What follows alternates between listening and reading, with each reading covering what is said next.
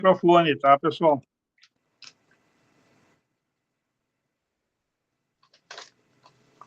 Tá, tá, Gê, tá liberado, tá bom?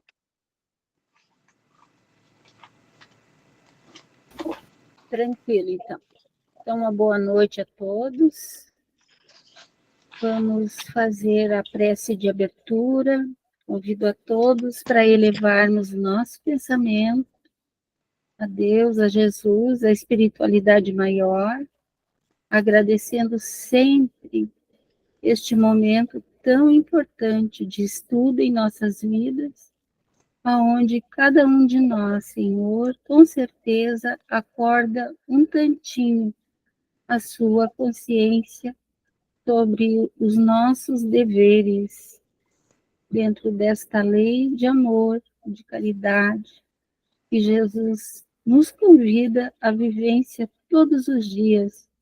E com este estudo que nos oportuniza a cada semana, nós podemos ir compreendendo melhor essa dinâmica da vida, este amor infinito do nosso Pai por todos nós, nos oportunizando situações, resolvendo questões milenares em nós.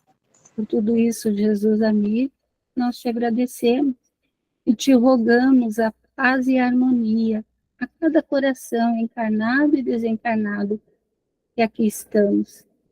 E te suplicamos, Senhor, as dádivas de amor, de luz ao nosso irmão que amorosamente nos traz toda semana explicações tão importantes para o nosso aprendizado. E é assim, Jesus, com este sentimento de gratidão por tudo, pela vida, por cada momento que vivemos tão importantes, nós te agradecemos e te pedimos a permissão para iniciarmos o nosso estudo da noite de hoje. Paz e luz, Senhor, a todos nós. Que assim seja. Que assim seja. Que assim seja. Pessoal, eu vou... Opa! Cliquei aqui errado. Deixa eu ver aqui. 18. Só vou fechar aqui um pouquinho. Vamos ajustar o nosso conteúdo. Ok. Estamos chegando na nossa reta final, né? Mais um livro, mais um conteúdo para a gente aprender, porque o objetivo não é acumular informação, né? Mas conhecimento para depois transformar isso em ação. Não tem como transformar em ação se não tiver informação, né? A gente precisa ter informações. E aqueles que caminham um pouquinho lá na frente, que são esses aqui que trazem a literatura, eles nos proporcionam para que a gente, enquanto está aqui na Terra encarnado, possa ter esse conhecimento. Interessante, isso que é uma vivência, né, deles lá, e eles nos emprestaram essa vivência para a gente poder entender, antes de partir desse mundo, como funciona, né, o plano espiritual. Então, nós vamos entrar no capítulo 18, já indo para a reta final do nosso estudo do livro. E aí, lembrando novamente, né, a gente sempre faz o checklist, não é um monólogo, todo mundo participa, centenas de vozes vão lendo, e a gente vai tentando mediar juntos o livro e os conteúdos, tá bom? Passo então para o amigo Homero. Eu convidaria a Simone para nos fazer a leitura inicial, Simone. Posso fazer. Então, começa ali no 18, né? Atividades incessantes. Estão me ouvindo bem? Eu estou. Sim, estamos. Tranquilo, Simone. Tá bom. Obrigada. Por hábito, sempre busquei meditar em torno das atividades desenvolvidas, procurando retirar das experiências o mais fecundo manancial de conhecimentos favoráveis à autoiluminação.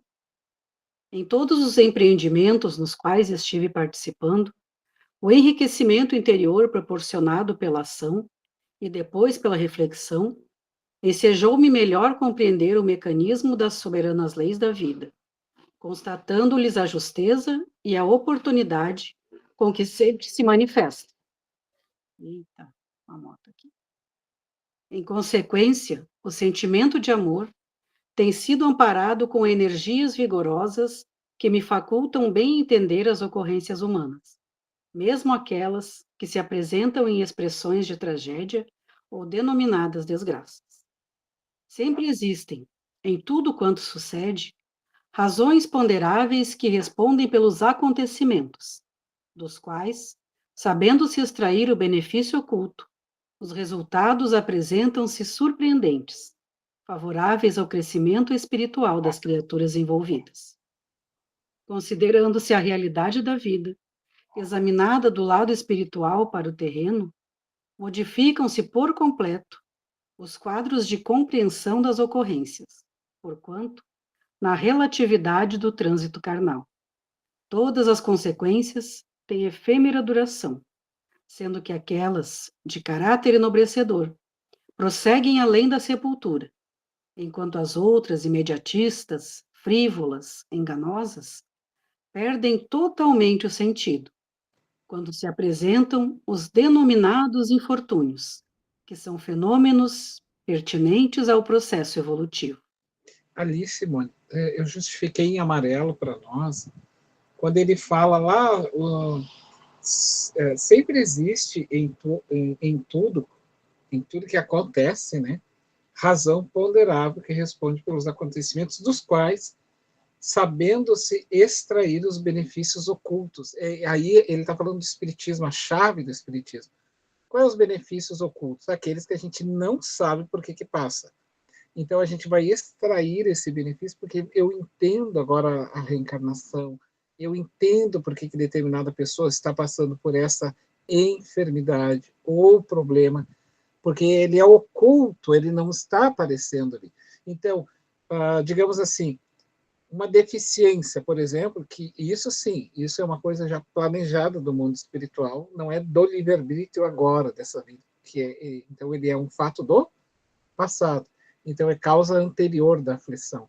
Então ele nasce lá atrás. Então se a pessoa ela é espírita, ela vai procurar o conhecimento, isso aí é oculto, isso vai ficar oculto nela. Ela não sabe o que fez no passado, mas ela sabe que fez. Mas não precisa ficar sabendo. Essa é a questão. Vocês entendem? Então ele está oculto. Então, ao saber que ele é oculto, o importante é que eu extraia esse benefício, entendendo que eu preciso vivenciar essa dor e não ficar. Tem coisas que não precisam vir à tona, gente. Tem coisas que nós não precisamos saber. Por exemplo, nós não precisamos saber como é que funcionam os órgãos internos. Nós precisamos saber como é que funciona a vida externa, que é a vida de relação. Eu não tenho que saber como é que o meu intestino trabalha, como é que o meu coração trabalha. Eu não tenho olhos para dentro. Vocês já notaram? Por que a vida faz isso, não ter olhos para dentro? Porque aqui para dentro é um processo do instinto que tem que trabalhar para preservar o carro para que tu olhe para fora. Então, o importante é que os olhos estão para fora. Então, é para fora que nós devemos olhar.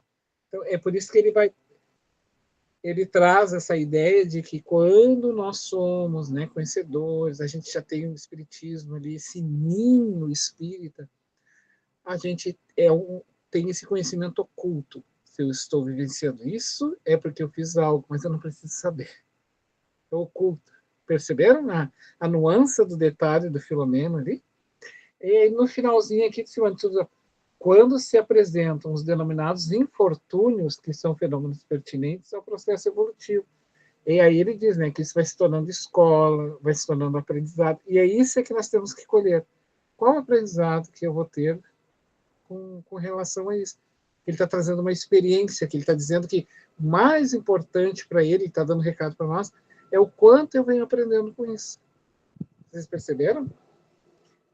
Isso é legal, né, de a gente entender, porque ele está ensinando para nós ao mesmo tempo que ele está fazendo.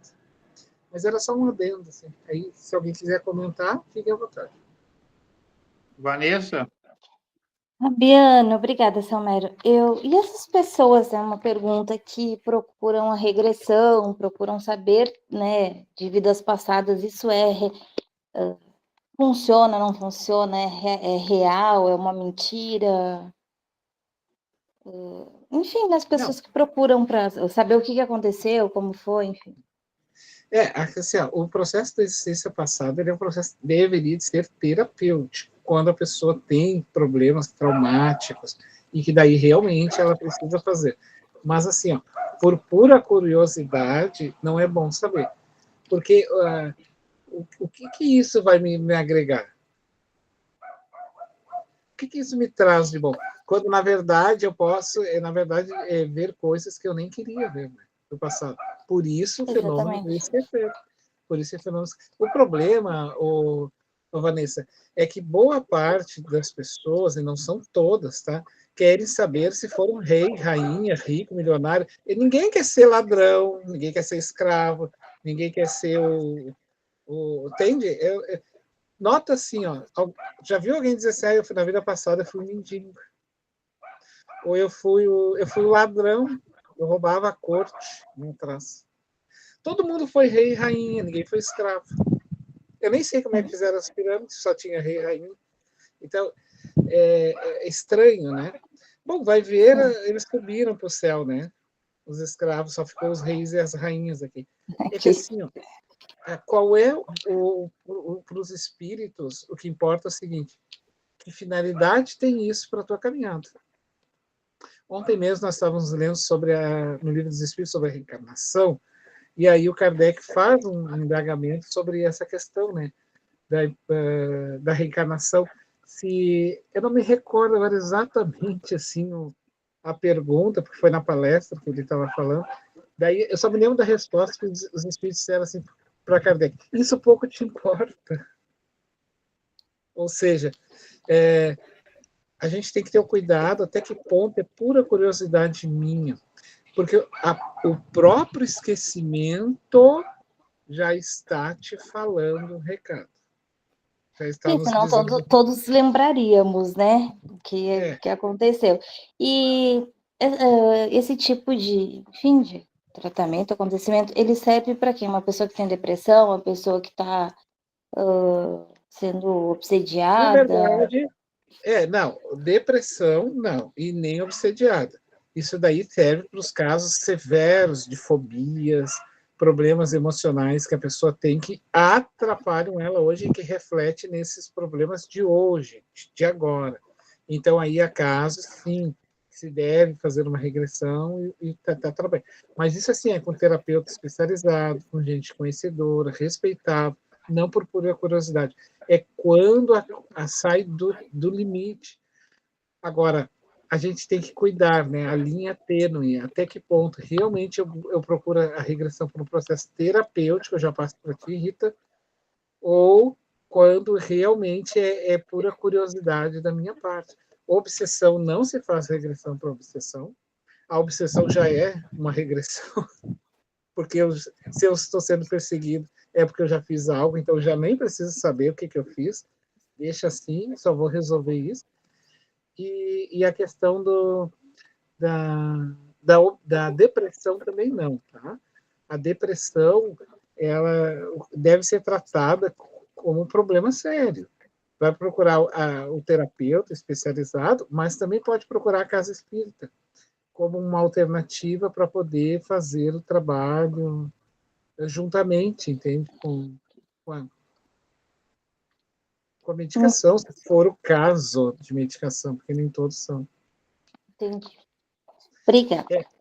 Regressão, gente, é uma coisa assim muito cuidadosa, que a gente tem que ter um cuidado muito grande, sabe? Sempre um cuidado muito grande, assim, para não, porque charlatões vão ter aos montes.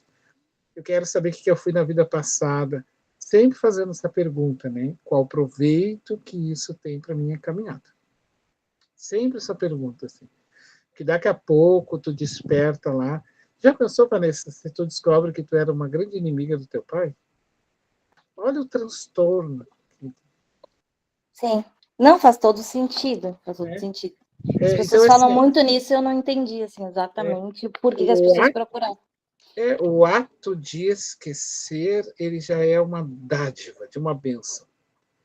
É uma dádiva de uma bênção, assim, que a gente precisa valorizar isso, entende?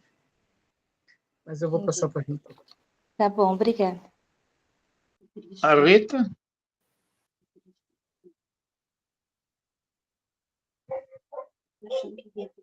Rita? Tu não queria falar, Rita? Não. Christian? Boa noite, Fabiana. Assim, eu achei super interessante o que tu falou agora, que foi bem no cerne da questão, me fez lembrar de uma situação que eu vi quando nós tínhamos um grupo de estudo da mediunidade lá no Ateneu, lá em Porto Alegre, né, no Centro Espírita lá do Centro de Porto Alegre, e, e uma confrade nossa veio nessa tônica, né, que tu comentou agora, ela veio desesperada falar comigo, né, que ela disse que a irmã dela, não sei aonde que ela foi, em que centro espírita que ela foi, se é que era um centro espírita, e disseram para ela que a grande inimiga dela era a irmã dela, que vivia visitando ela todo ano em Florianópolis. E aí você imagina, ela já não queria mais receber ela, só porque ela ficou sabendo dessa informação. Olha o estrago que isso foi capaz de fazer, uma curiosidade, ou talvez seja verdade, pode ser que seja, né, Fabiana, que a gente falou, pode ser que seja, mas são coisas que a gente já esquece por um motivo, e ela simplesmente revelaram para ela, já começou a não atender no telefone, daí, pô, ela vou lá pessoalmente ver o que tá vendo, né, chegou lá, recebeu super mal, não deu almoço, não deu café, e olha, foi uma coisa bem difícil dela resolver, sabe, assim, olha, demorou bastante tempo. Então é bem válida essa pergunta da Vanessa, é a mesma contribuição tua, mais ainda. Então é muito delicado isso, né? Acho que bênção do esquecimento é tudo. Obrigado. Tu vê que o erro dos dois lados, né? Primeiro da pessoa que passou uma informação que não sabe nem se é o correto, e poderia até ser ou não. Qualquer um dos dois não vem ao caso trazer à tona. E o pior ainda, né? A pessoa que recebe a notícia tem a pior das ações. Não tá de raiva, né? Ficou com raiva. Então, e outra ficou com uma raiva gratuita, porque nem sequer lembra do fato. Nem sequer lembra, né? Então, sabe, é interessante assim que a gente tem que olhar por que eu não lembro? Já tem um recado. Tem uma página do Evangelho segundo o Espiritismo que é dos trabalhadores da última hora. E aí, em determinado momento ali, daquelas falas, assim, porque essa é que a gente vai entendendo, assim, os autores, pegando essas entrelinhas dele, que ele diz assim, a enxada não está a dizer o que deve fazer, porventura é para jogar na cabeça do teu irmão. Então, assim, o instrumento, ele diz, já nos diz o que fazer. Bom, se eu tenho um lápis ou uma caneta, ele já está me dizendo, é para escrever, né? Se eu tenho uma enxada, ela não é feita para jogar na cabeça dos outros, ela é feita... O instrumento, ele já carrega a informação. Então, se eu não sei do meu passado, ele já está carregando a informação. Então, aí ele quis dizer, o espírito, que quando a gente tem... Aí ele fala da mediunidade. A mediunidade é para essa finalidade. Então, se eu tenho um instrumento, ele já me diz o que eu devo fazer com ele. Agora, fazer o contrário é totalmente... Entende? Então, se a pessoa... Qual o instrumento? Esquecer. Bom, se eu esqueci, já está me dando um recado. É isso que ele está dizendo. Algumas coisas não precisam serem ditas. A própria informação, o próprio objeto, é um recado. Entende?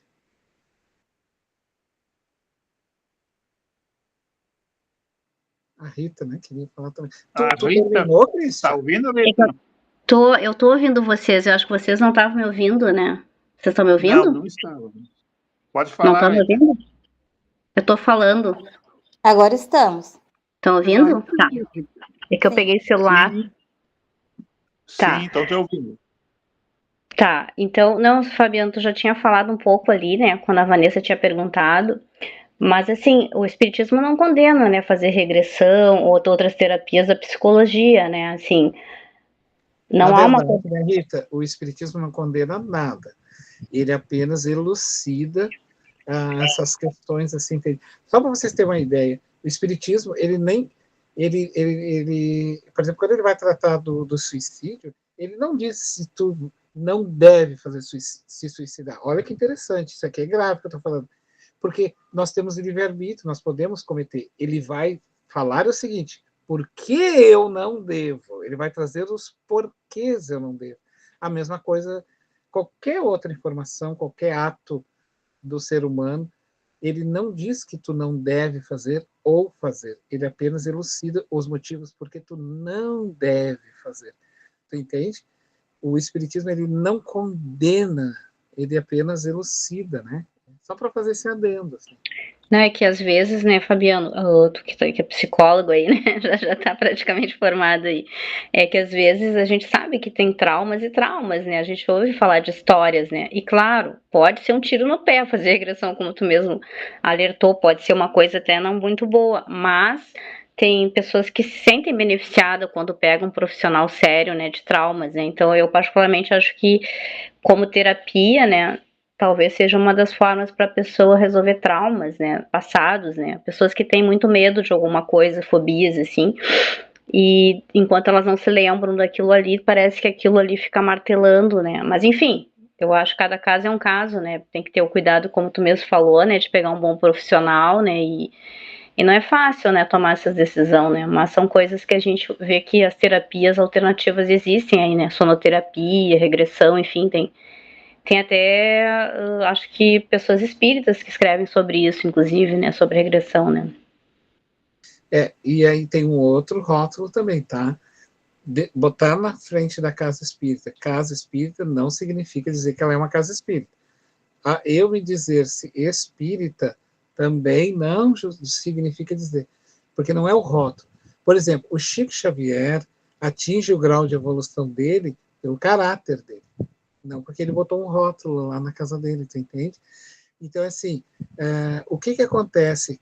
Nós estamos vivendo um momento de muitas ansiedades que, na verdade, também são fatores de obsessões espirituais e que não são coisas de vidas passadas, de traumas e tudo mais. Nós vivemos ainda uma sociedade com bastante falta de freios, entende? As pessoas perdem muito tempo com coisas inúteis e aí acabam tendo ansiedade por frustrações de não cumprir as suas metas, não cumprir. Porque quando nós encerramos um dia, o que acontece? Assim, quando eu me programo para fazer algo, todo o meu organismo, principalmente a área do cérebro, a área central, o sistema nervoso central, ele se organiza, gente. Ele põe energia, ele estabelece a meta, ele prepara conexões cerebrais para isso. E eu não faço. E isso reverbera de volta, como se fosse uma espécie de punição do próprio organismo físico com uma frustração.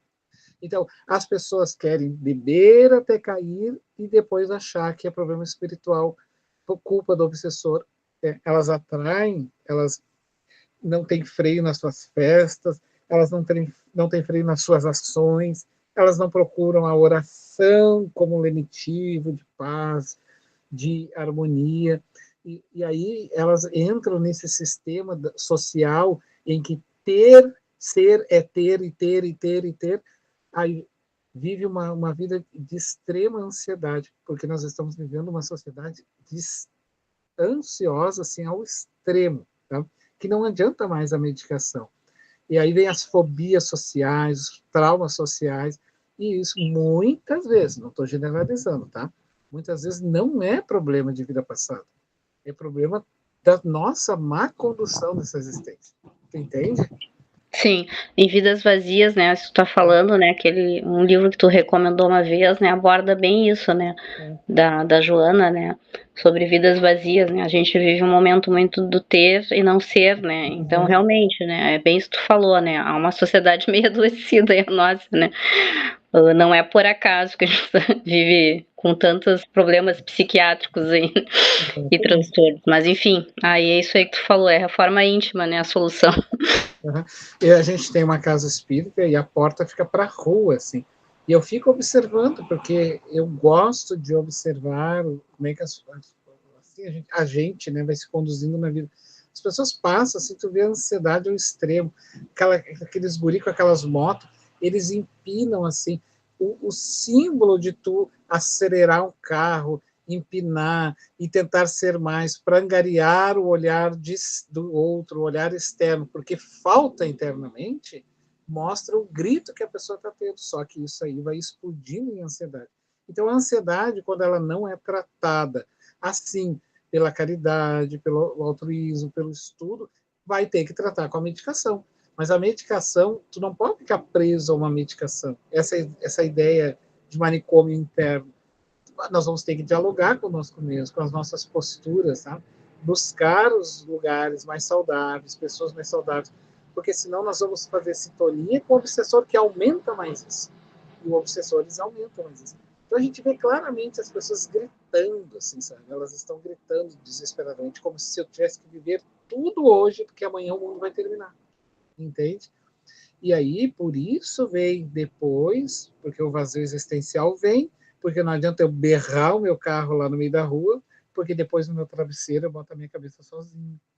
E aí, a satisfação que a gente vai ter internamente é o bem que nós produzimos a nós, aos outros. Né? Ninguém é santo, ninguém vai ser santo, só que as pessoas querem ir de um extremo ao outro, né? Elas querem ir por um extremo pior. Então, aí, às vezes, a gente questiona, tá? O que é geração de futuro? É corpo novo? Não é. Geração de futuro não é corpo novo, tá, gente? Não é ser jovem. Geração de futuro é quem se dá conta das suas tarefas, fazer a sua autogestão emocional. A Joana é isso. Autogestão emocional, sabe? Começar a entender qual é o meu papel neste mundo. O que eu vim fazer nesse mundo, gente? Sabe? Então, a gente tem muitos ainda dormem, ela diz, nesse sono letárgico, anestesiados pelos narcóticos, diz ela, pelos tóxicos, porque eu não quero vivenciar essa reforma íntima. Entende? E aí, claro, ao lado disso pode vir, sim, os traumas vivenciados da outra existência. Mas daí saber somente, por saber, será que vai resolver? Pode sim resolver com alguns. Ou não, né? Como o Christian falou, entende? Vendo rapidamente, é engraçado, uma hora mais cedo agora, um amigo me chamou, tá passando por problemas pessoais, e falou, né? Ele disse, eu queria muito conversar contigo, eu tô pensei já no suicídio. E aí a gente fica um pouco chocada com essa coisa, né? E, enfim, conversei com ele, expus alguns motivos, né? Que ele não precisaria chegar a esse extremo. Porém, eu falei para ele, né? Disse, olha, perante Deus, esse é um dos crimes mais graves, se não o mais grave, né? Mas é muito difícil, assim, a gente falar, opinar, né? Enfim, aconselhar a pessoa que te fala isso. Muito complicado. Nem tu falou que na casa espírita ninguém vai falar assim, não vá fazer o suicídio, não cometa o suicídio, né? Mas não vamos dizer por que não deve cometer. Isso, exatamente. Porque para o suicida, dizer não, não adianta. Agora, explicar para ele. Por exemplo, tu pode explicar para o teu amigo, olha só, tu vai matar o teu corpo, mas tu vai continuar vivo. E duplamente. Tu vai sofrer por causa disso. E não só irá sofrer, vai deixar pessoas sofrendo. Sim, porque quando uma pessoa se suicida, ela mata outras pessoas, porque as outras pessoas não entendem o que elas fizeram, que a presença delas não era importante. Tem o problema da obsessão, tem que procurar um centro espírita, sabe? Matar-se o próprio corpo não resolve. Né? Porque o suicida, ele quer matar dor, mas não se mata dor. Não. Mata Eu falei isso para ele, disse, tu só vai postergar um problema, entende? Mas era isso. Fabiano, deixa eu só fazer um comentário antes de tu terminar essa parte, eu passar com a Simone. Eu indico para o pessoal que está aí, que se interessa por esse assunto, o doutor Alberto Almeida, ele é do Pará, do Paraná, e ele tem uma clínica, ele é médico espírita, nasceu espírita, e ele trabalha, ele tem o Jardim das Oliveiras, muito lindo o trabalho que ele faz lá no Pará. Então, ele distorce todos esses comentários, muitos comentários do que se falaram aí a respeito, ele traz uma metodologia muito boa de esclarecimento sobre terapias de vidas passadas. Eu recomendo a espíritas que gostem do assunto e que gostam de se aprofundar, né, desses tramas, nessas dores da alma, que muitas vezes não tem solução no nosso médico, no remédio, na casa espírita, não estão conseguindo alcançar esse objetivo, ele traz um tratamento terapêutico espírita, mas muito, muito bom. O trabalho dele é muito bom. Isso, daí. Coloca depois no grupo essas indicações, tá? Sim. Vai ser bom, daí outros podem acompanhar, né? Certo. Obrigado. Só isso. Tudo certo, Fabiano? Vamos lá, então. Acho que a Simone continua, não? Simone continua, Simone? Posso continuar? Sempre me recordo de uma experiência vivenciada quando no corpo físico, e que muito me comovera. Dizia respeito a uma dama ultramilionária, que desfrutava de grande destaque na sociedade europeia, residindo em faustoso palácio, que se dedicava a colecionar joias, tapetes e cristais raros, ao lado de quadros famosos e estatuetas de altíssimo preço.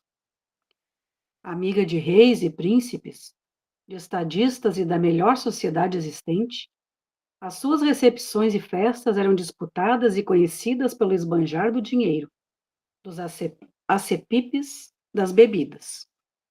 Aos 60 anos de idade, foi acometida por um câncer de pulmão, que, não identificado em tempo, espraiou-se em cruel metástase, levando-a a 2 cirurgias de longo porte e a tratamentos dolorosos na época, sem a mínima esperança de recuperação.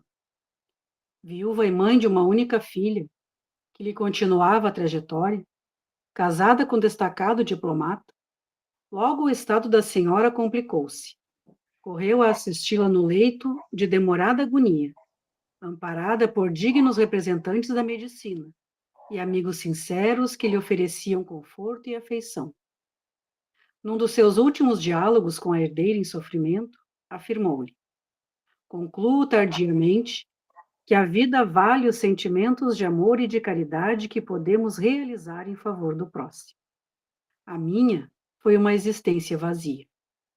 Todas as festas e exibições, as compras exorbitantes e a paixão pela aquisição de obras de arte eram mais um reflexo da inquietação interna, da solidão interior, uma fuga do autoenfrentamento, do que mesmo um prazer. Após alguns breves segundos de pausa para melhor respirar, concluiu entre lágrimas: depois da minha morte, se lhe for possível, venda tudo quanto lhe pareça secundário para a felicidade e distribua em minha memória, eu que nada fiz em favor do meu próximo, de quem me dou conta neste momento final. Havia amargura e desencanto na voz e na expressão da face macerada, vencida pelo câncer implacável. Desencarnou pouco depois, em estado de tormentosas aflições que foram atenuadas por medicação forte que a adormeceu, sem que lhe impedisse os estertores e a decomposição física, ainda em vida, exalando odores insuportáveis. Posteriormente, a filha, ainda emocionada, escreveu sobre os últimos momentos da genitora, texto que foi publicado pela imprensa da época, ornado com as fotografias de ambas, no auge da glória terrena e ilusória. Segundo a narração, a herdeira agiu conforme lhe solicitara a mãezinha em estado agônico, informando o bem-estar que experimentava ao transformar tesouros mortos em oportunidade de vida para muitos que foram beneficiados pela Fundação de Amparo aos Desvalidos, que criara em homenagem à sua memória e que seria mantida pelos bens que ficaram. Impactou-me essa história da vida real, e após a minha desencarnação, recordo-me vez ou outra da nobre senhora. Busquei-a a fim de ouvi-la, e tive a oportunidade de encontrá-la quase 2 dezenas de anos depois de sua desencarnação, recolhida em uma comunidade de além-túmulo, onde refazia-se das ulcerações morais, defluentes da ociosidade e do mau emprego dos tesouros que lhe foram confiados para o bem geral, e ficaram encarcerados no egoísmo e na vã cultura. Entretanto, o seu despertar antes de libertar-se do corpo, sua sugestão de correta aplicação dos bens materiais, diminuíram a sua carga de aflições. Simone, quer tomar uma aguinha? Pode ser? Eu convido a Cleonice para continuar. Pode ser, Cleonice?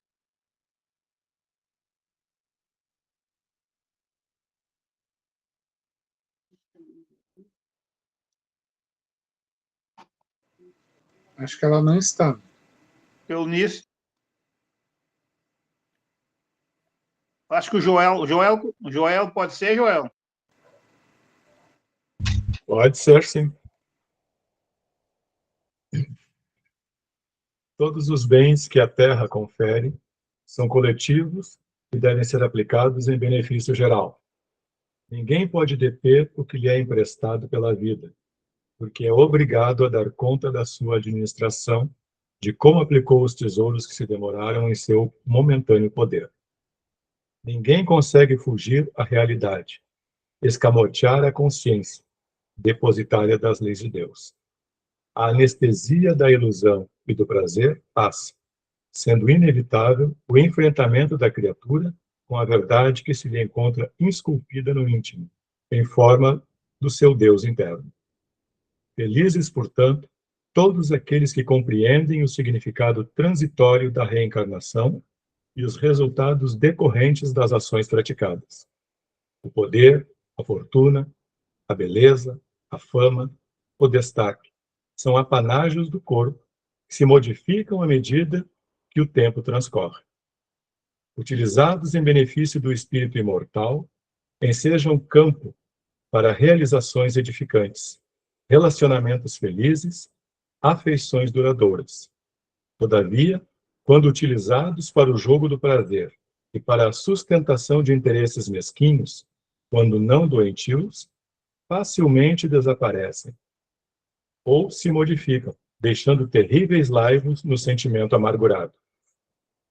Quando o indivíduo se encontra em situação privilegiada, raramente olha para aqueles que carecem de socorro, empolgados e embriagados pelos vapores tóxicos da bajulação de outros enfermos, normalmente complicando a situação moral e espiritual em que transitam.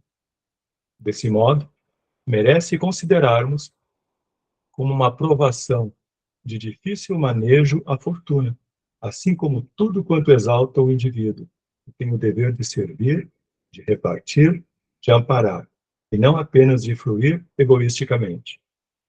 Quem tem oportunidades de auxiliar o próximo e não o faz, encarcera-se em lamentável solidão, porquanto aqueles que o cercam raramente o amam, aproveitando-se da fama, do poder, do dinheiro e invejando. Envolver-se emocionalmente, como acontece ao samaritano da parábola narrada por Jesus ao sacerdote venal, constitui atitude de sabedoria, de amadurecimento moral e espiritual, porque o nosso próximo somos nós em outra pessoa. Reflexionava em torno das atividades socorristas a alguns companheiros espiritistas e suas sociedades, quando José Petitinga me convidou a uma visita especial. Tratava-se de um núcleo espírita respeitável que se mantinha fiel à codificação, onde o amor e a caridade se davam reciprocamente, utilizando-se da iluminação interior e do socorro externo, de modo que todos quanto o buscassem sempre recebiam respostas afetivas e ajuda especial, porque na casa em que Jesus opera sempre existe fartura, embora às vezes escasseiem recursos amoedados. A invitação favorecia-me com nova oportunidade de aprendizado junto ao querido amigo e benfeitor espiritual. Ao entardecer, chegamos à agremiação, algumas horas antes do início das atividades doutrinárias e de acolhimento moral e espiritual aos necessitados. De regular distância, eu podia ver o edifício de amplas proporções. De regular distância, eu podia ver que o edifício de amplas proporções estava tomado por uma especial luminosidade que dele se exteriorizava. Percebendo minha indagação silenciosa, o amigo espiritual esclareceu-me. As ações de benemerência e a prática do espiritismo dentro de seus paradigmas, conforme estatuídos na codificação, aí encontram o devido respeito e consideração. A seriedade com que são tratados os problemas e discutidas as responsabilidades tem no Evangelho de Jesus as diretrizes de segurança, de forma que a concórdia e a caridade aí gozam de primazia. Desde a sua fundação, que teve lugar durante a ditadura getulista, num momento de muitas dificuldades políticas para o Brasil, que a equipe de trabalhadores compreendeu a magnitude e a responsabilidade de um empreendimento de tal porte, tudo aplicando em favor da correta divulgação da doutrina espírita. Desencarnados, alguns dos primeiros, eles que continuam ativos do nosso lado, dando prosseguimento ao ministério iniciado no transcurso da existência física. O bem, o dever e a responsabilidade na prática da caridade geram energias poderosas que defendem o recinto onde são vivenciados, protegendo todos aqueles que se empenham pelo realizar. Observei que a movimentação de entidades desencarnadas, portadoras de elevado padrão moral, assim como de sofredores necessitados de amparo, era expressiva, embora ainda não fosse a hora de atendimento. Onde se realiza o culto dos deveres nobres, acudiu-me o amigo gentil. Não existem horas determinadas, porquanto em todos os momentos revezam-se as equipes de servidores atentos aos compromissos. As atividades dedicadas aos encarnados não interferem naquelas normais ao nosso plano, complementando-se em harmoniosa identificação de propósitos e de finalidades. Também notei, quando chegamos à entrada, que o edifício era defendido por uma verdadeira muralha fluídica, em torno da qual diversos espíritos que pertenceram a algumas etnias no país montavam guarda joviais e diligentes. Novamente, Petitinga, sempre atento, informou-me. Como não ignoramos, as obras do Senhor são credoras de afeto e de proteção, normalmente recebendo voluntários desencarnados que se oferecem para servir dentro das suas possibilidades nas mais diferentes funções, especialmente como vigilantes e visitadores. O Senhor a todos nos concede a oportunidade de crescimento e aceita qualquer tipo de cooperação mediante a qual crescemos interiormente. Adentramo-nos no recinto que rescindia perfume e encontrava-se iluminado por peregrina e diáfana claridade. Mais uma vez, o gentil benfeitor auxiliou-me. A prece, ungida de amor, gratulatória, intercessora suplicante, seja qual for a sua expressão, produz vibrações perfumadas no ambiente onde é proferida, produzindo uma psicosfera de paz e de renovação de forças, quando sistematicamente preservada. O simples ato de se estar presente em recinto desta natureza já nos favorece a todos, de ambos os planos, com recursos benéficos, dependendo da capacidade de cada um em absorver seus eflúvios em expansão. A oração é sempre o vigoroso tônico de que o espírito necessita para poder servir e esclarecer-se, a fim de alcançar a iluminação. Quando se ora, comunga-se com Deus. Atravessamos o corredor e, ao chegarmos ao auditório, ei-lo repleto de desencarnados e de alguns poucos companheiros no corpo físico. lendo e meditando, enquanto aguardavam o início da reunião programada para as 20 horas. Naquele comenos, realizava-se um serviço espiritual de conforto aos espíritos sofredores, promovido pelo fundador da agremiação. Logo seguido pelo atendimento com passes ministrados por dedicada equipe de desencarnados. Acompanhamos a etapa final do trabalho, após o que nosso irmão Felipe, o venerando guia espiritual, acercou-se-nos com júbilo indisfarçável e, após saudar-nos, quando fomos apresentados, manteve com o amigo Petitinga uma conversação na qual explicitou a razão do convite que nos fora feito. Tratava-se de uma paciente que deveria vir ao atendimento fraterno em busca de orientação espiritual para uma grave decisão que seria tomada. Sabemos que o nosso amigo e irmão Miranda envia mensagens à Terra, explicou a Fábio, abordando questões de importância analisadas em nossa esfera de ação e conhecendo o drama que perturba nossa irmã. Recordei-me de convidá-los a participar da entrevista e iremos acompanhar, bem como do seu desdobramento a seguir. Enquanto não chegava o momento, o novo amigo convidou-nos a visitar a casa e os seus vários departamentos de amor, nos quais a caridade exercia papel preponderante ao lado da preocupação de libertar as consciências da ignorância em torno da existência e das suas complexidades em face da imortalidade do espírito. Em toda parte havia ordem e se primava pelo equilíbrio. Os membros encarnados eram conscientes da magnitude do trabalho que desenvolviam, realizando-o com alegria e seriedade, evitando a bulha e a vulgaridade do anedotário chulo, destacando-se as conversações edificantes fundadas nos postulados da doutrina.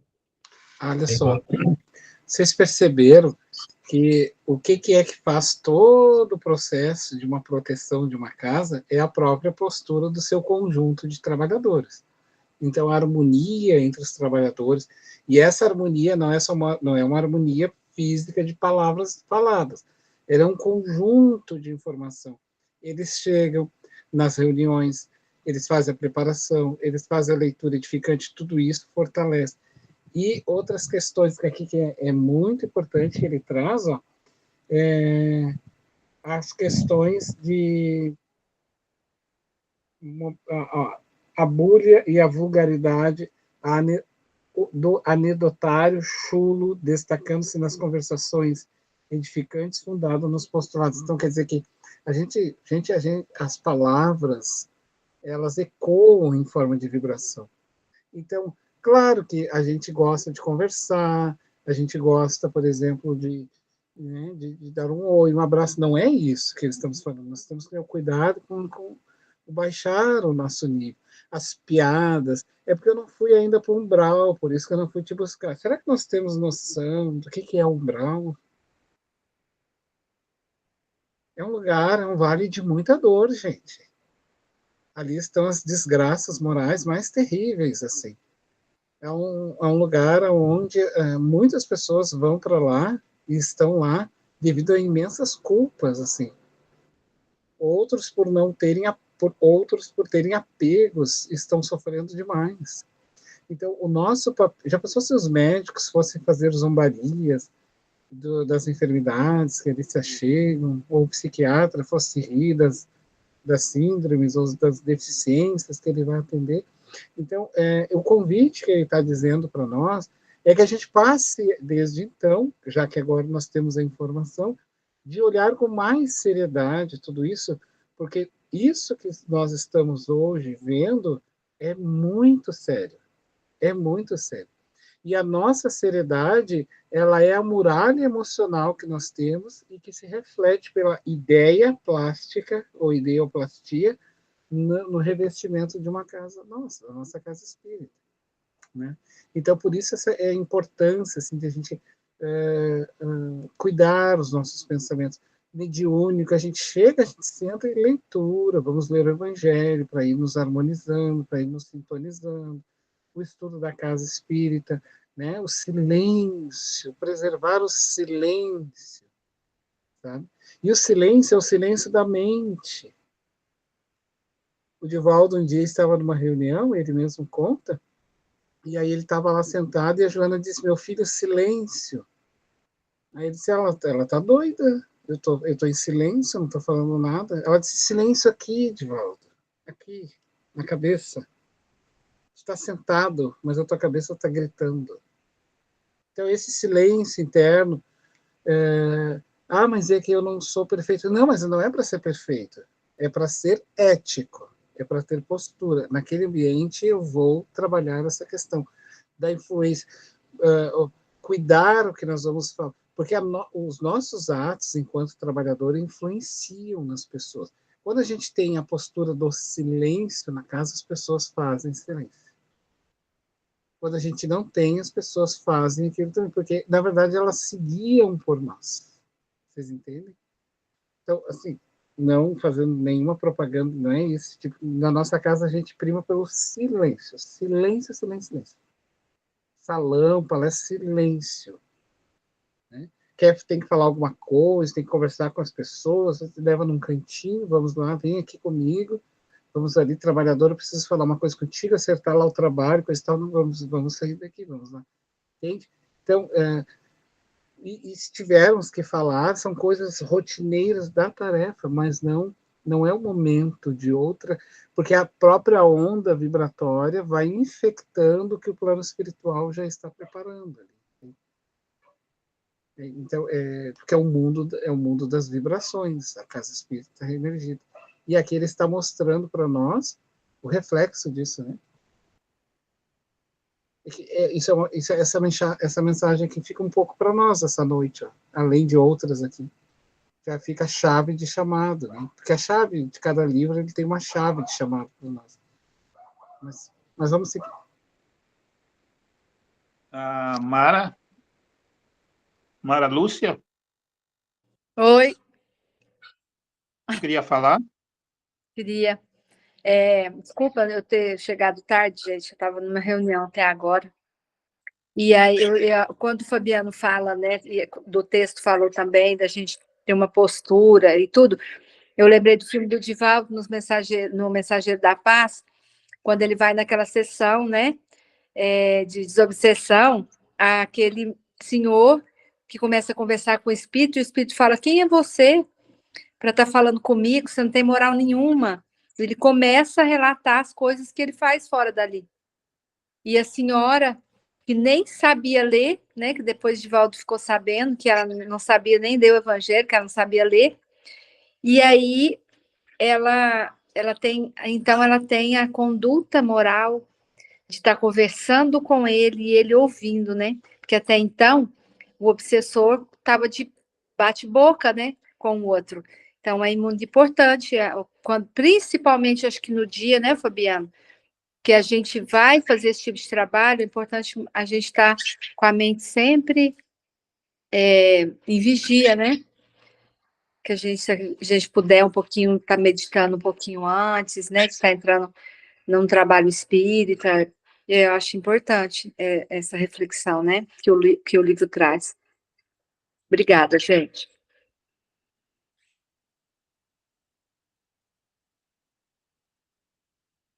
Vamos continuar, Joel?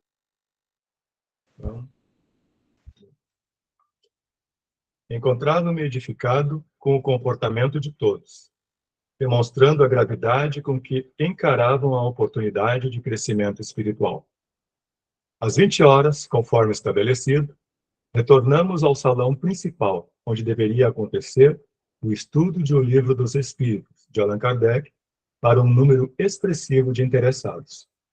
Em outra sala, de menor proporção, encontravam-se os atendentes fraternos, cada qual sentado ao lado de pequena mesa, com uma cadeira em frente, onde se acomodaria o visitante.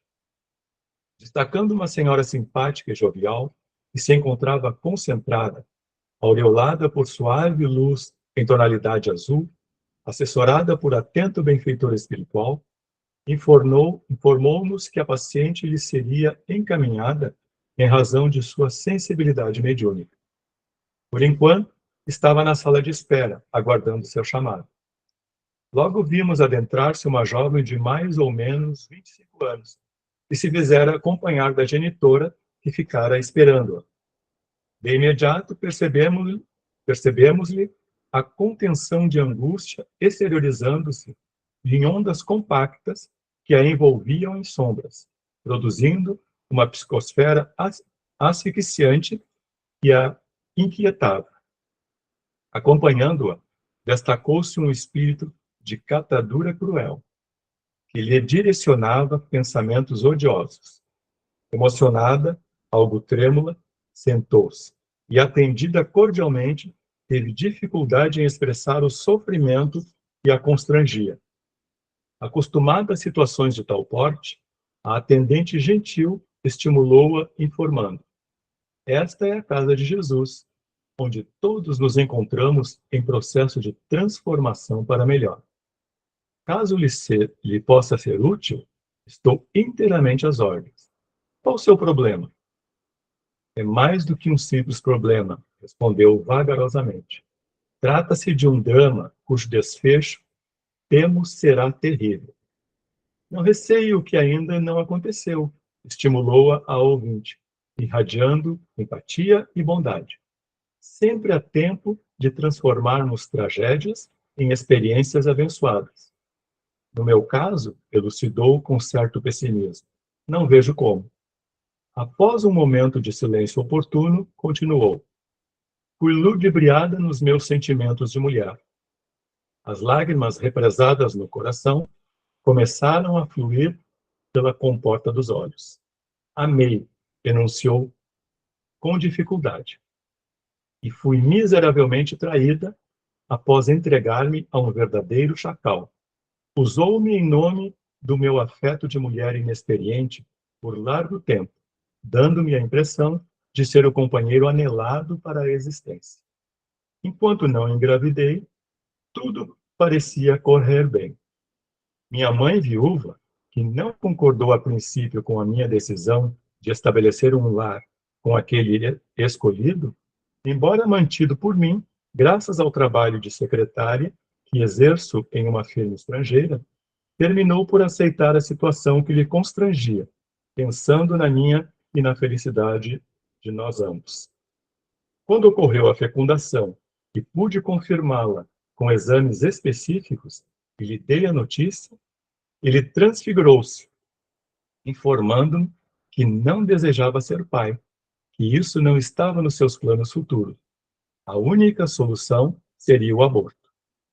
A minha formação moral e religiosa, no entanto, não me permite aceitar a prática desse vergonhoso crime e recusei-me com decisão. As discussões surgiram, cresceram e, no momento de agressão verbal, o canalha saiu de casa para não mais voltar. Respirando com dificuldade, em face da emoção e do estado avançado de gestação, foi atendida por meio de passes aplicados pelo mentor da atendente, que afastou o espírito hostil que a acompanhava, sem que o mesmo se apercebesse, acalmando-a um pouco. A seguir, recuperando o equilíbrio, ela prosseguiu. O pior aconteceu-me há poucos dias. Fazendo uma ultrassonografia, com receio de que os choques emocionais pudessem haver prejudicado o bebê, recebi o diagnóstico terrível. Trata-se de um anencéfalo. Não poderia tê-lo. Não poderei tê-lo. Ele irá destruir minha existência. Não suporto imaginar o que me acontecerá até o momento do parto, conduzindo um monstro em meu ventre. Parece ser maldição da divindade, essa herança infeliz. O médico propõe-me o aborto, com o que minha mãe concorda plenamente.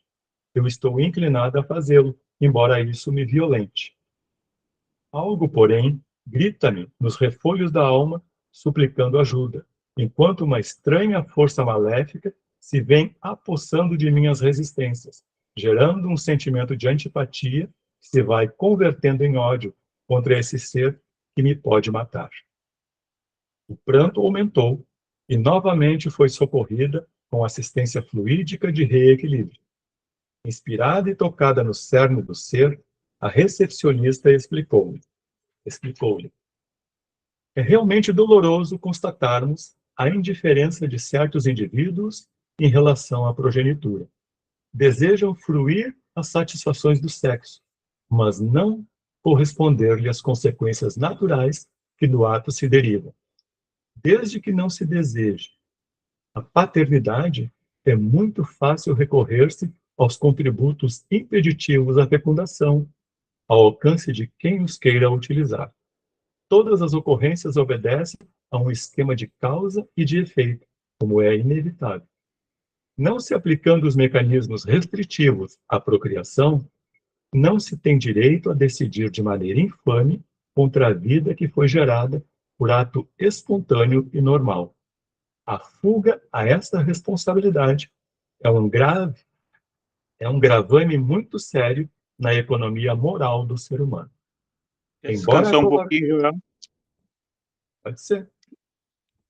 Vanessa, tu continua para nós, Vanessa? Continuo. Embora a covardia moral Eu acho que a Mara levantou a mão, mas eu não sei se ela quer colocar uma questão. Ou ela esqueceu, sabe? Eu acho que ela esqueceu de tirar. Eu esqueci, gente, desculpa. Embora a covardia moral que caracterize o desertor, você não tem, por sua vez, o direito de descarregar a mágoa, a decepção, no ser que Deus lhe empresta, por algum tempo, a fim de evoluir, cometendo mais grave erro do que o genitor insensível. Mas é um monstro, que nem sequer terá vida após o nascimento, interrompeu-me abruptamente. Nesse momento, em face do ressentimento que a dominava, atraiu o perverso assistente espiritual. Eles... Tem o microfone aberto, gente.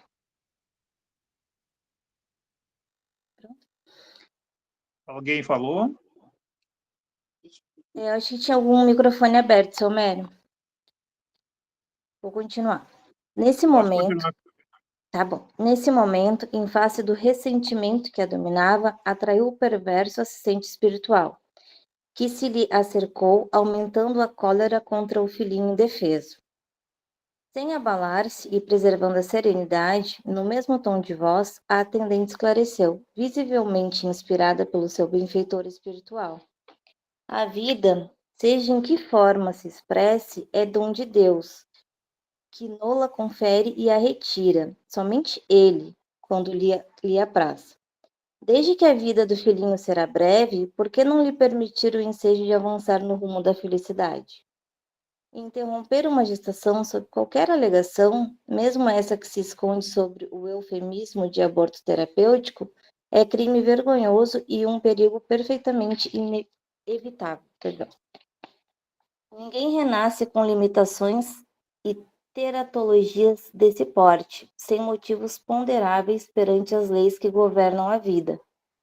Esse espírito que renasce em situação penosa lhe está vinculado por laços fortes de afetividade especial, necessitando agora, nessas circunstâncias aflitivas, do seu curso de mãe para sublimar-se. Não posso esperar mais. Desde que tive a notícia da sua degenerência, que sou acometida por pesadelos terríveis, vivendo cenas de horror e de sangue, que me estão extenuando e quase me levando à depressão ou à loucura. Venho em busca de socorro, pelo amor de Deus. Acostumada aos gritos de sofrimento interior daqueles que por ali passavam, a nobre senhora umedeceu os olhos e respondeu com dúlcida vibração de ternura. Conceda ao filhinho infeliz o que você espera receber de Deus, a vida. Desde que você tem sido assaltada por sonhos terríveis, o seu inconsciente está exteriorizando ocorrências infames de ontem, nele gravadas, que se podem repetir hoje, mais complicando o seu historial humano. Esta é a sua vez de usar de misericórdia. você que muito a tem desejado. Oferte-a, embora necessitando, porque é dessa maneira que se consegue aquilo que se anela. Irei encaminhá-la à câmara de passes para ser revitalizada, poder pensar com calma e decidir-se pela vida antes que pela morte. Percebo que duas forças se entrechocam no seu mundo íntimo: o sentimento materno, frustrado e dolorido, mais inspirado para preservá-lo pelo seu guia espiritual e orgulhoso ferido, fustigado por algum inimigo desencarnado, que participa da expiação a que o reencarnante se encontra submetido. Acalme-se e ore.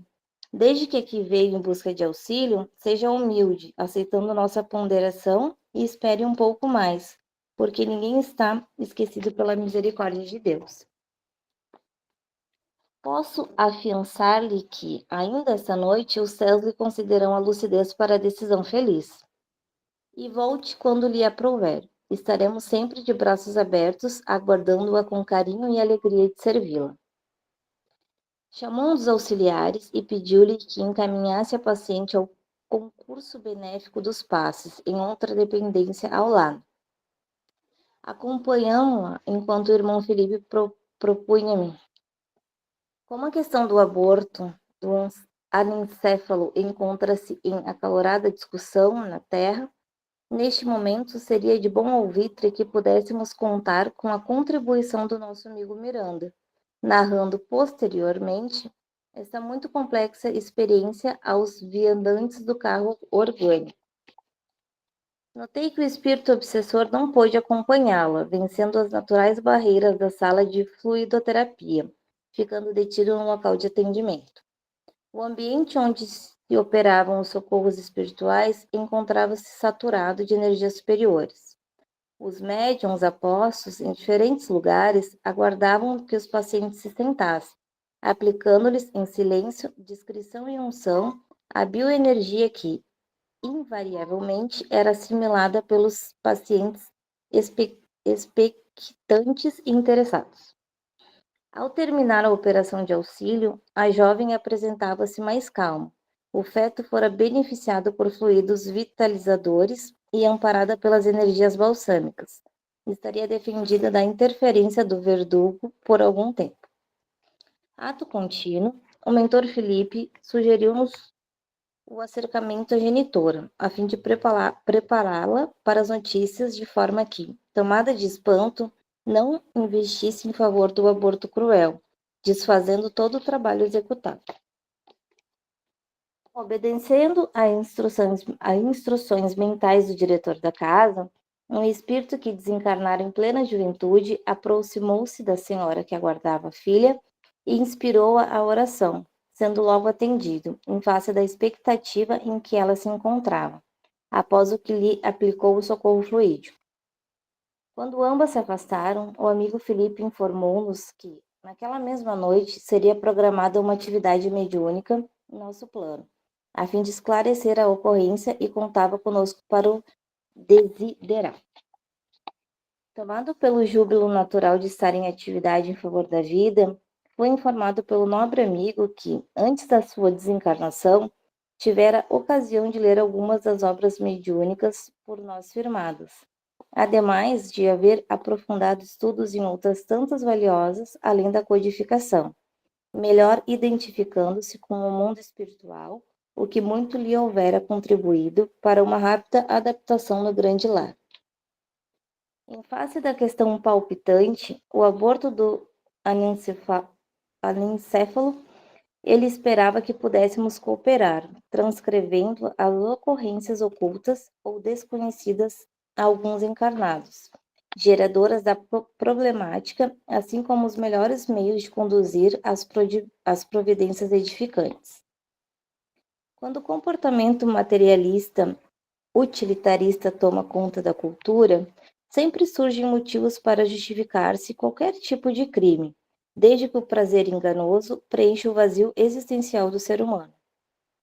Enquanto as soberanas leis facultam, por misericórdia, mecanismos libertadores para a consciência e a emoção dos calcetas, propiciando ao espírito reencarnado enfermidades de curso longo, testemunhos sublimadores, sofrimentos indispensáveis à autolapidação moral. Os aficionados do gozo procuram utilizar-se de instrumentos perversos para fugirem aos resgates, falseando os sentimentos. Informam que a eutanásia, por exemplo, dá dignidade à morte, permite ao paciente uma compostura humana para o momento final. Que o suicídio, por sua vez, é também o grande solucionador de problemas. Tem que se apercebam do paradoxo dessas colocações. Matar, sob qualquer pretexto, é violação dos códigos da vida, que ninguém tem o direito de recomendar. Quando o paciente solicita a eutanásia, o ato converte-se em suicídio covarde, e quando é aplicada sem o seu conhecimento, por encontrar-se sem possibilidade de decisão, torna-se um homicídio vergonhoso. A função da medicina é sempre de atenuar a dor, de prolongar a vida, enquanto se aguardam novas conquistas em benefício do ser humano, e jamais decidir pela condenação à morte. Desse modo, todos os contributos do espiritualismo em geral e do espiritismo em particular, oferecido aos transfugas do dever, antes que compliquem as existências, são de relevante significado. Terminamos esse capítulo. Terminamos. Uma questão aqui, ó. Eu estava conversando com um professor meu, e ele não tem religião nenhuma, tá? Ele é professor de fisiologia, do funcionamento de todo o organismo físico. E ele disse para mim, assim, Fabiano, sem olhar religioso, porque eu não frequento nenhum, mas a mulher, né, que acaba cometendo o aborto, que sobra para ela, né, porque havia o canalha que achava que podia ser namorado de conveniência. Então, o aborto ele envolve várias pessoas. Primeiro, o marido que abandona, que geralmente a mulher, se ela tem apoio, ela dificilmente aborta. Então, nesses casos, ela sempre, acaba tendo sempre a última opção, mas ela tem a decisão final. E aí, o que acontece? Ele disse que o organismo da mulher não fica a mesma coisa. É totalmente destruído muita coisa no organismo. Ele disse assim, eu posso te dizer que é como se tu tivesse que fazer o efeito contrário. Sabe aquela sensação de vomitar? É um efeito contrário, porque a gente não nasceu para vomitar. A gente não come para vomitar, a gente come para entrar. Então, por isso, a sensação do vômito ela é terrível, porque ele está derrogando a lei orgânica, que é botar para fora. Então, por isso dá uma sensação horrível. Não sei para vocês, mas para mim é horrível vomitar.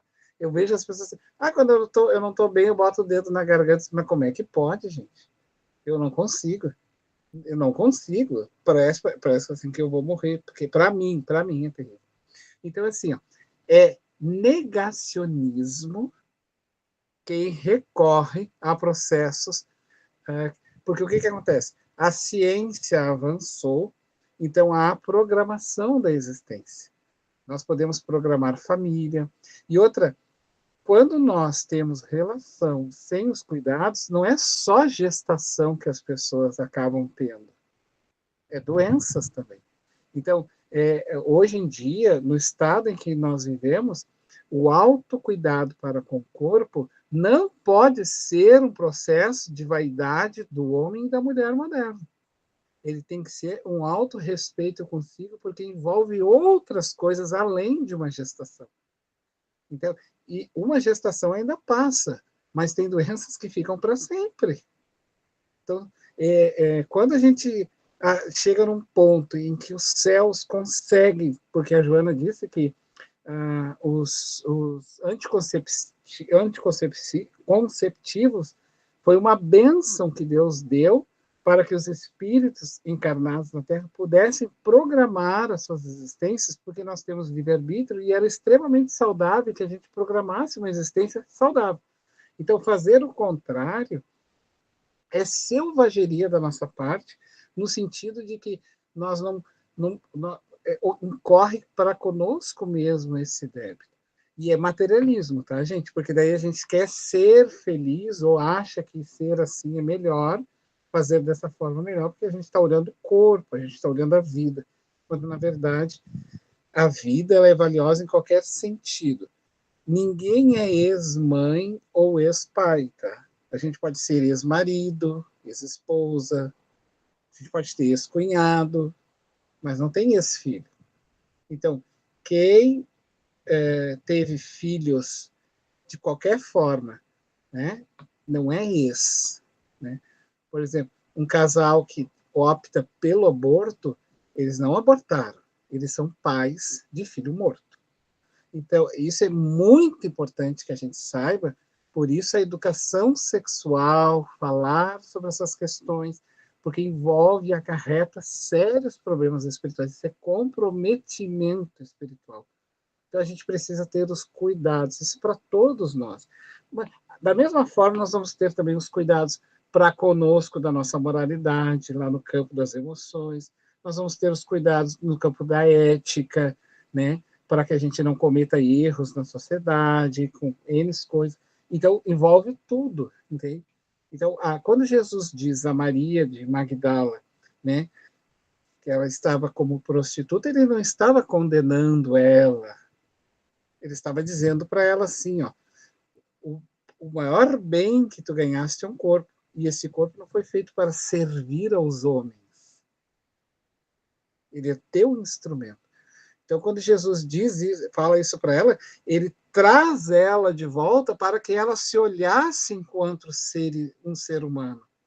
Ela não nasceu para ser um objeto de uso dos outros, entende? Porque lidar com as forças das energias da sexualidade é muito grave, porque envolve a força da criação, cria-se vida, cria-se tudo com isso. Então, quando nós viemos ao mundo, a gente traz comprometimentos, né? E a gente precisa, e claro que durante a nossa caminhada neste mundo, a gente tem o livre-arbítrio de ir acarretando algumas coisas, só que daí a gente não pode usar mais de lenitivo como desculpas para tentar corrigir o erro que foi passado. Vamos assumir essa questão. Né? Mas é porque eu não estou vendo? Então faz o seguinte, né? Vamos ganhar essa criança e matamos ela depois. Será que a gente vai fazer isso? Não, é porque daí a gente não está vendo, porque não existe ex-pai e ex-mãe. Né? Não existe marido de conveniência que pode simplesmente fazer e virar as costas. Ele assume um compromisso sério. Então, em qualquer ação, essa chamada que ele está trazendo aqui com relação ao aborto, abortar hoje, meus irmãos, é um ato anticientífico. É anticientífico, porque nós temos todos os recursos para poder nos programar e nos cuidar. Por que ele é anticientífico?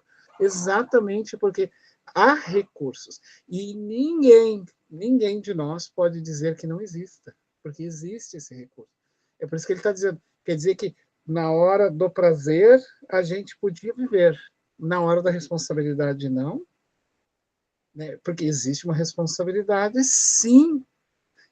Mas mas nascer é uma responsabilidade, ter um filho é uma responsabilidade. Não é dar coisas para uma criança, é dar-se, né? Ensinar pelo exemplo. Não é ser espírita, é tentar ser o melhor. Não é ser puro, é tentar ser o melhor. Então a vida, gente, não é a vida da Terra e a passagem no mundo espiritual. Na verdade, nós estamos passando pela Terra, a verdadeira vida espiritual. Então, a gente não pode simplesmente vir para a Terra e achar assim, não, eu vou fazer isso, aquilo, outro, que não vai acontecer nada comigo. Não, eu vou agora, vou beber tudo que eu quero, vou pegar o carro e vou sair assim. Eu tenho corpo. Então, eu estou sendo anticientífico, porque é provado que quem usa o álcool e vai para o volante perde as sensibilidades do que está fazendo e atropela. E o pior ainda, né? Além de se comprometer, porque sabia, ainda acaba matando outras pessoas ali, se comprometendo com outras pessoas. Então, veja bem, isso que ele está querendo dizer, é que a ciência ela vai avançando e vai nos dando a oportunidade de nos programar no mundo. Infringir isso é uma violação. E aí ele cita que, né, a medicina ela tem que promover a vida, a saúde. Vamos liberar as drogas para resolver. A vida deve ser cuidada, preservada, e não o anestesiante para a loucura. Né? Então, o papel da medicina, o papel da política brasileira é preservar a vida saudável dos seres humanos e não enlouquecer os seres humanos a pretexto de que quer resolver algo. Né? Nós não podemos usar pretextos para isso. Nós temos simplesmente trabalhar por uma sociedade saudável, né? Por uma criança saudável. Nós temos que conversar sobre o fenômeno e não simplesmente negar a fala e dizer faz, porque daí tu pode enlouquecer. Né? Enlouquecer como uma forma de... Depois tu resolve lá, depois tu vai lá no posto e resolve. Só que sabe quem é a pessoa que fica mais com problemas? É a mulher. Porque o corpo dela que vai fazer o aborto, quando ela vai fazer, é ela que vai ter o problema. Porque é ela que vai ter o corpo danificado, é ela que vai sofrer aquela penalidade. Os outros têm, sim, há todo um comprometimento na volta.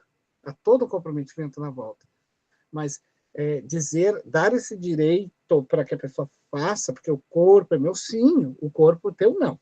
O corpo não é mais teu, porque ele vai ficar lá no túmulo e vai se decompor. O que está se discutindo é o saudável disso. Não é saudável. Não é saudável isso, porque está provado, gente. Eu vou colocar aqui para vocês depois, está provado nos Estados Unidos que o câncer de mama e o câncer do colo de útero têm relação com o aborto. Por quê? Porque quando há programação, lembra que eu falei para vocês? Nós nos programamos, todo o cérebro se programa para aquilo. E a vida, quando a gestação ela vem, ela se programa todinha. E quando ela não comete aquilo, ela se volta contra nós.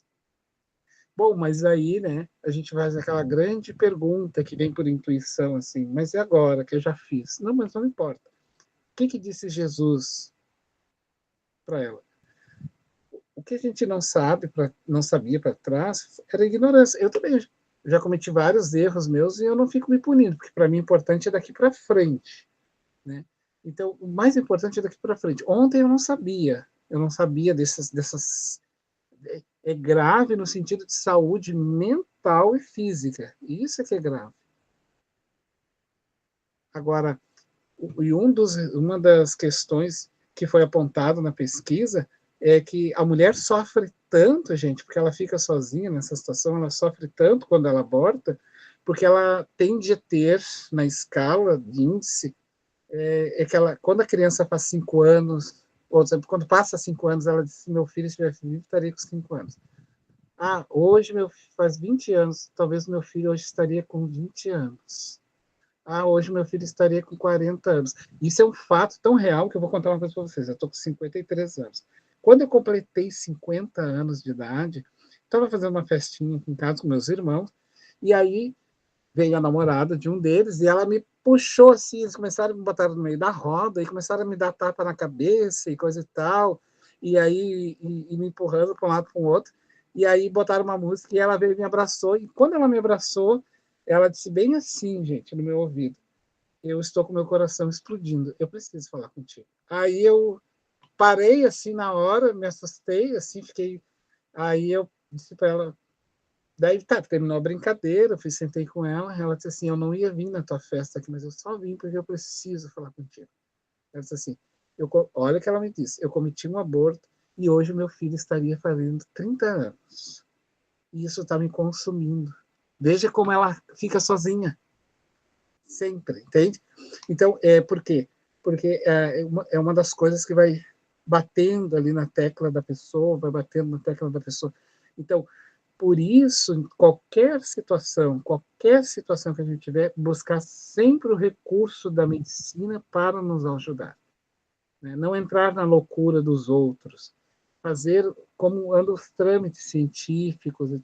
Então, a partir do momento que nós temos recursos, nós devemos buscar eles, entende?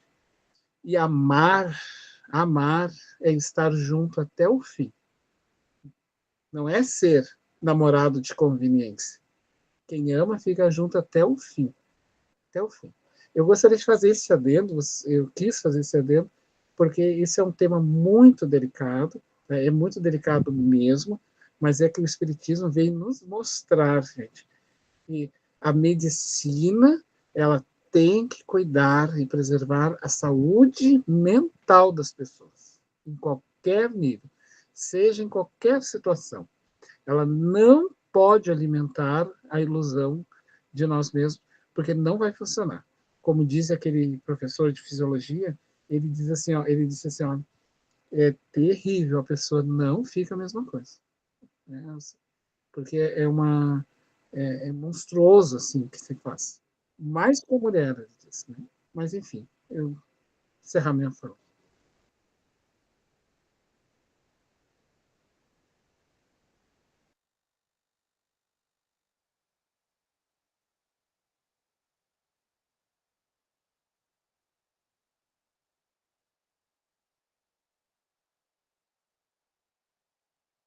Passo a palavra então para o Homero, como é que vai ficar? Pode ser, Fabiano. Uhum. Perguntas ainda? Pessoal, tem 5 minutinhos ainda. Tem alguma pergunta? Alguma dúvida? Fique à vontade. O mais importante é que Deus nos ama. E Ele nos deu a oportunidade... Eu tenho uma pergunta. Pode falar. Posso falar? Pode. No caso de uma pessoa engravida por estupro, e aí, o que ela... Se ela tem a vontade de abortar, de fazer o aborto, porque ela não engravidou num momento de amor, mas ela engravidou num momento de grosseria 100%, vamos dizer assim. Como é que o espiritismo encara esse tipo de aborto que a mulher queira fazer?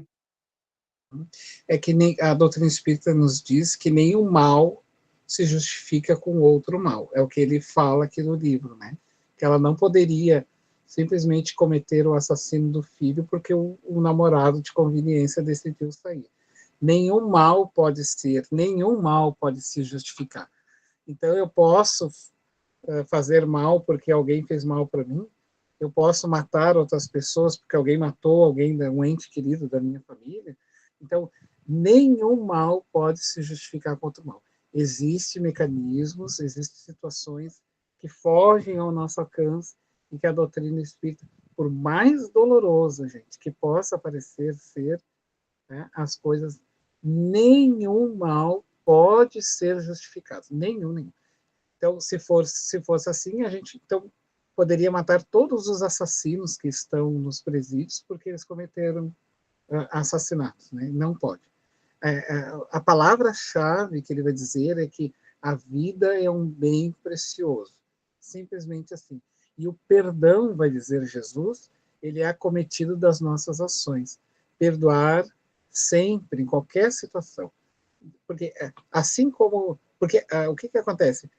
Aquele espírito que se vinculou a ela daquela forma não tem responsabilidade com a ação daquele monstro que pegou ela, né? Porque é um monstro que faz aquilo ali. Então, em síntese geral, a chave que o Evangelho deixa bem claro para nós é que Jesus deixa bem claro para nós que nenhum mal justifica outro mal. Nenhum mal justifica outro mal. Por mais doloroso e absurdo que possa parecer para nós, é assim mesmo. Porque senão vai ficar infinito. Né? Daí a gente vai sempre justificar o mal com o outro, e é assim que se faz os obsessores, é assim que se fez durante anos, né? Um foi matando o outro, um foi se justificando para o outro, e é só que a gente não sabe os mecanismos que nos entrelaçaram nessa existência. Por que havia de ter sido daquela forma? Eu não conheço, eu desconheço. Tem?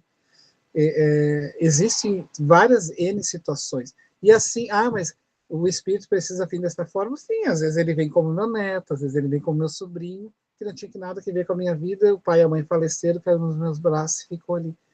O caminho não importa.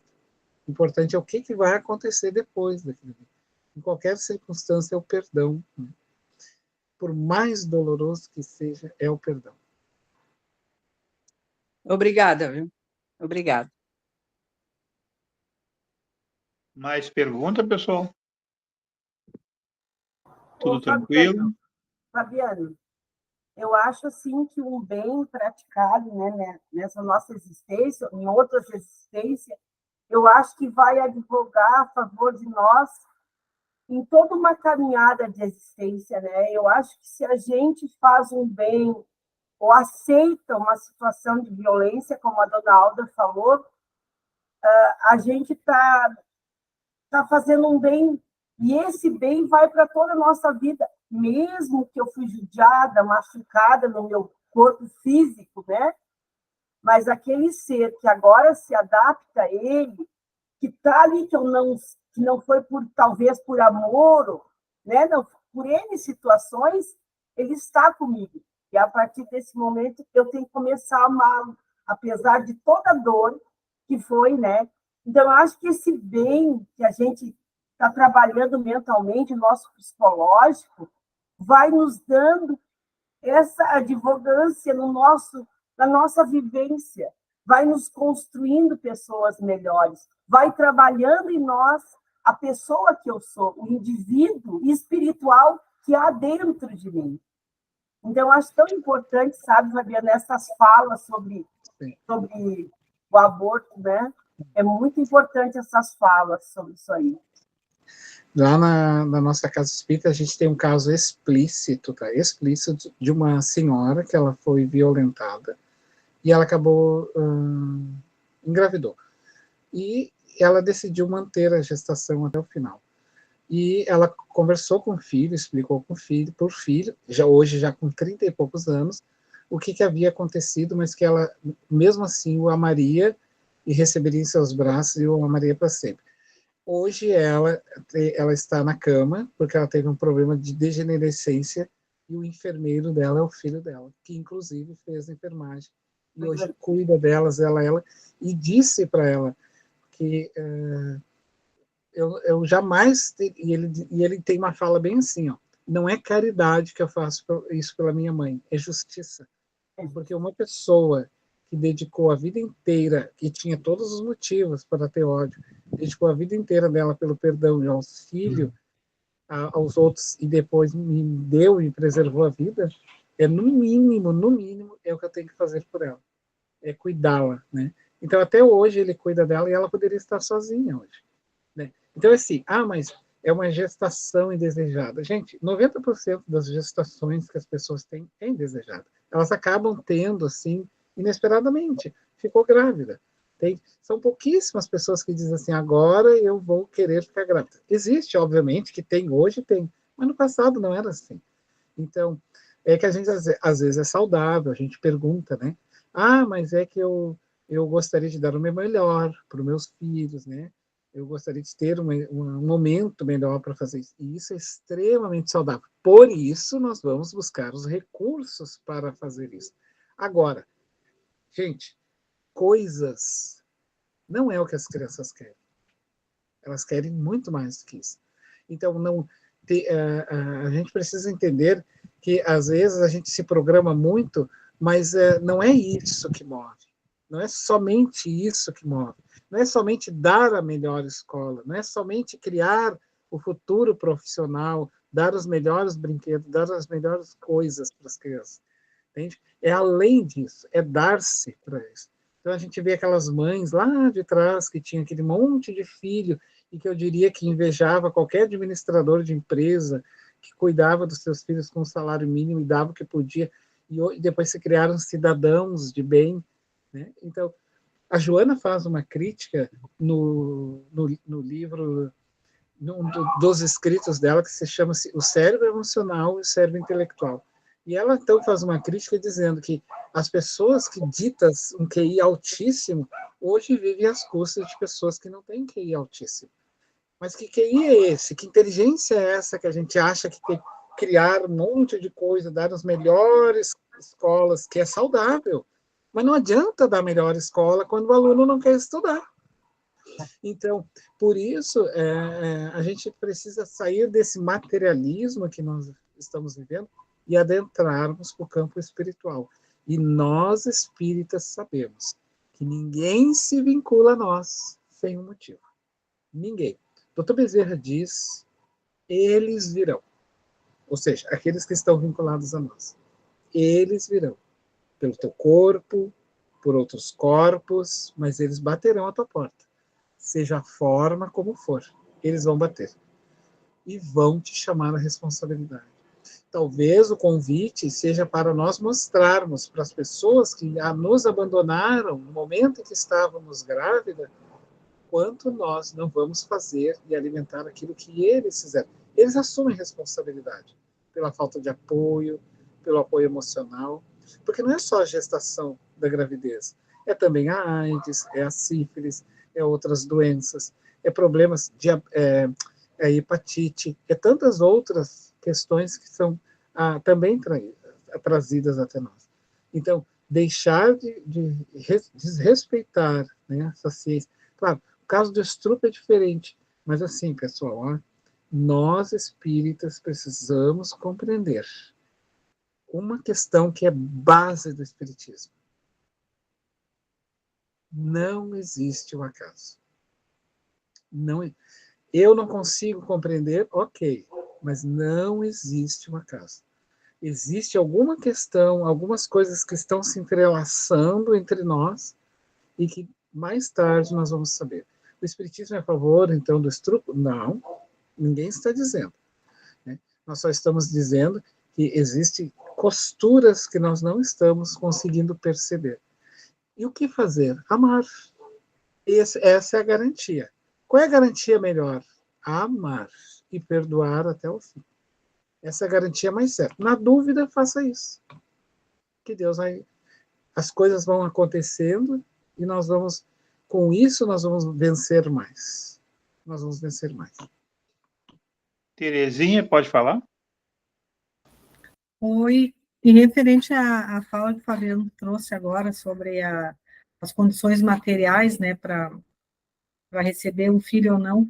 Nós tínhamos na casa espírita uma trabalhadora muito antiga, ela dizia assim para nós, ó, cada bebê que chega, ele chega com um pãozinho debaixo do braço. Então, aquilo animava as pessoas, né? Porque sabia que as coisas iam melhorar, não iam piorar, iam melhorar, né? No sentido da vida, né? De todos, né? Então, eu achava muito interessante isso. Agora ele falou, me veio assim essa frase dela, né? Cada um que chega, cada filho, ele traz o seu pãozinho debaixo do braço, né? Garantindo, né? O seu pão de cada dia, né? E é assim, né? A vida, ela nos proporciona grandes alegrias, nós não podemos e não devemos temer, né? Ter medo do futuro. É isso aí. Tudo certo, pessoal? G, tu faz o fechamento para nós? Faço.